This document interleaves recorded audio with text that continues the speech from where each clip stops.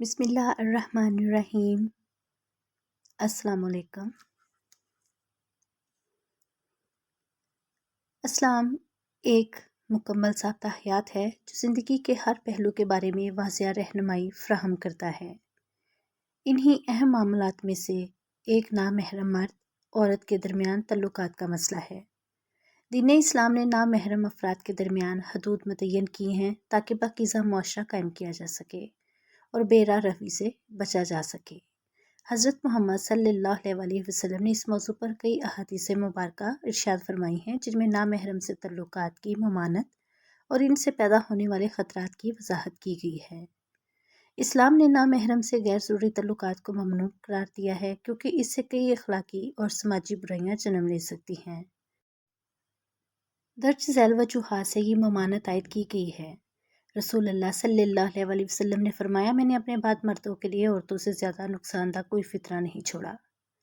اس حدیث میں نبی کریم صلی اللہ علیہ وسلم نے واضح فرمایا ہے کہ عورت اور مرد کے غیر ضروری تعلقات فتنہ اور گناہ کا سبب بن سکتے ہیں۔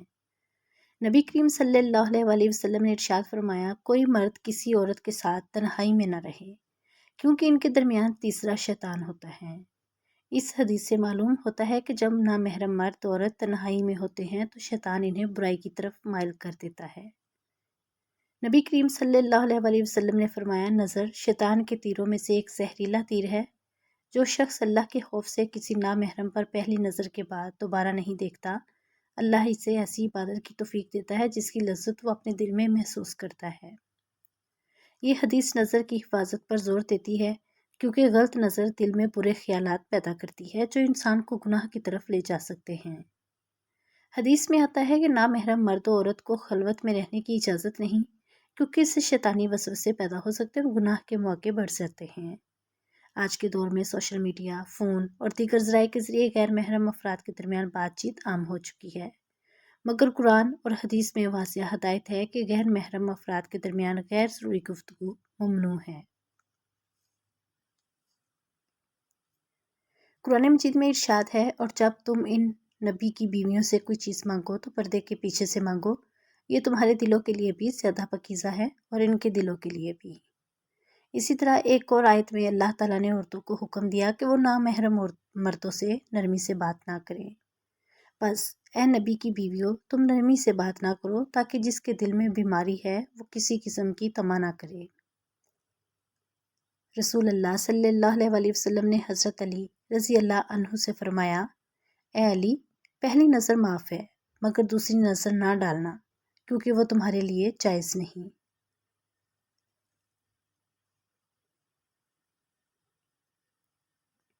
یہ حدیث نظر کی حفاظت کی تاکید کرتی ہے کیونکہ نظر ہی سے برے خیالات پیدا ہوتے ہیں اور یہی گناہ کی ابتدا بن سکتی ہے۔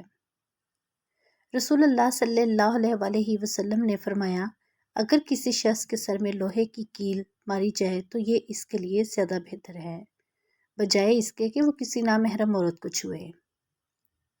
یہ حدیث واضح کرتی ہے کہ کسی نامحرم کو چھونا سخت گناہ ہے، چاہے وہ مصافحہ ہی کیوں نہ ہو۔ اسلام نے مرد عورت کے درمیان پاکیزہ تعلقات کے لیے نکاح کا نظام پیش کیا ہے۔ اگر کسی مرد عورت کے درمیان محبت اور تعلق پیدا ہو جائے تو اسلام انہیں نکاح کا حکم دیتا ہے تاکہ وہ جائز طریقے سے ایک دوسرے کے ساتھ زندگی گزار سکے۔ رسول اللہ صلی اللہ علیہ وسلم نے فرمایا، اے نوجوانوں کی جماعت، جو شخص نکاح کی استطاعت رکھتا ہو وہ نکاح کر لے کیونکہ یہ نظر اور شرمگاہ کی حفاظت کا بہترین ذریعہ ہے۔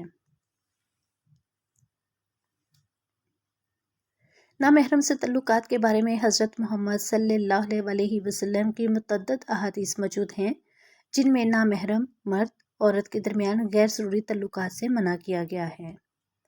رسول اللہ صلی اللہ علیہ وسلم نے فرمایا، قیامت کے دن ایسے لوگ بھی ہوں گے جو بہت اچھے اعمال لے کر آئیں گے، لیکن ان میں کچھ لوگ ایسے ہوں گے جنہیں جہنم میں پھینک دیا جائے گا کیونکہ وہ چھپ کر حرام کام کرتے تھے۔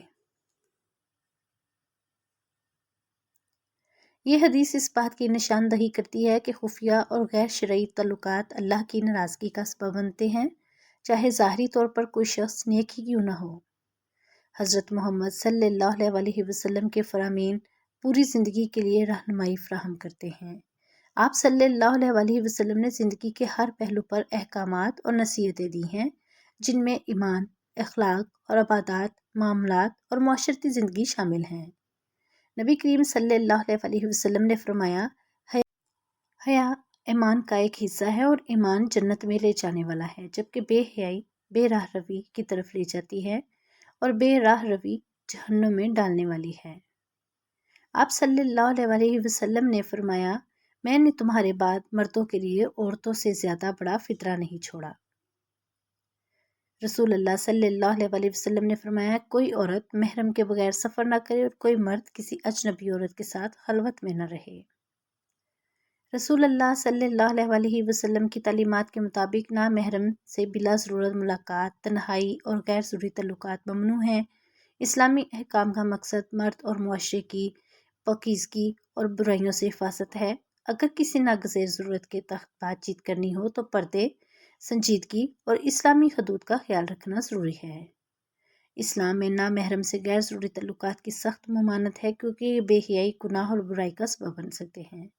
نبی کریم صلی اللہ علیہ وسلم نے بارہا نظر کی حفاظت، غیر محرم سے گفتگو میں احتیاط اور تنہائی سے بچنے کی ہدایت دی ہے۔ ہر مسلمان کو چاہیے کہ وہ ان احکامات پر عمل کرے تاکہ وہ اپنی دنیا اور آخرت دونوں کو کامیاب بنا سکے۔ اللہ تعالی ہمیں اپنے دین کی تعلیمات پر عمل کرنے اور گناہوں سے بچنے کی توفیق عطا فرمائے، آمین۔